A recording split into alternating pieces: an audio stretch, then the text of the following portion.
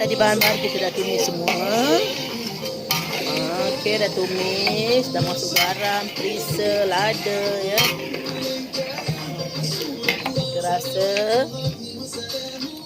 Bismillah. Okey, dah cukup rasa ya guys ya. Kuah untuk udang masak batu kita guys ya. And then kita masukkan udang kita. Okay. Udang kita. Okay. Udang masak butter kita guys ya.